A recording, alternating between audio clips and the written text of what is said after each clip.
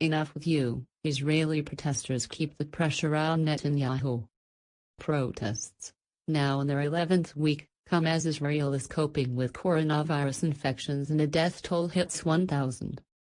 Thousands of Israelis protested outside the official residence of Prime Minister Benjamin Netanyahu on Saturday night and into early Sunday, pressing ahead with a months-long campaign demanding that the embattled Israeli leader resign. The protests, now in their 11th week, came as Israel is coping with record levels of coronavirus infections. Demonstrators have been protesting Netanyahu's handling of the coronavirus crisis, which has led to soaring unemployment, and they say he should step down while on trial for corruption charges. Protesters held banners reading "Revolution and Get Out of Here" and held blue and white Israeli flags. A sign aimed at the Prime Minister was projected on a building reading in Hebrew, "Enough with you."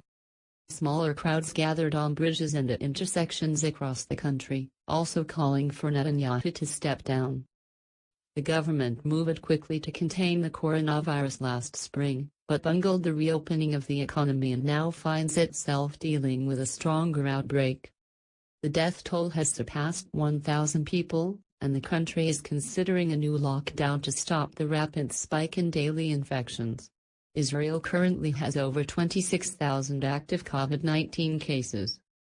Although the demonstrations have largely been peaceful in recent weeks, protesters scuffled with police in several locations. At least 13 arrests were made, including that of a man who police said was dressed up as a woman in a provocative way. Police also said 2 officers were lightly injured when a crowd burst through a police blockade. Netanyahu has dismissed the protesters as leftists and anarchists. But his tough talk, and even a series of foreign policy accomplishments, have done nothing to deter the crowds. On Friday, Serbia and Kosovo gave Israel a diplomatic boost as Serbia announced it will move its embassy to Jerusalem and Kosovo said it will establish ties with Israel with an embassy in Jerusalem. The announcements, making the countries the third and fourth to move their embassies to contested Jerusalem, follow Israel's historic agreement last month to establish diplomatic ties with the United Arab Emirates. Netanyahu has vowed to remain in office despite being charged last year with bribery, fraud, and breach of trust in 3 long-running corruption investigations. He has denied the allegations, calling them a witch hunt and lashing out at the judiciary, law enforcement and media.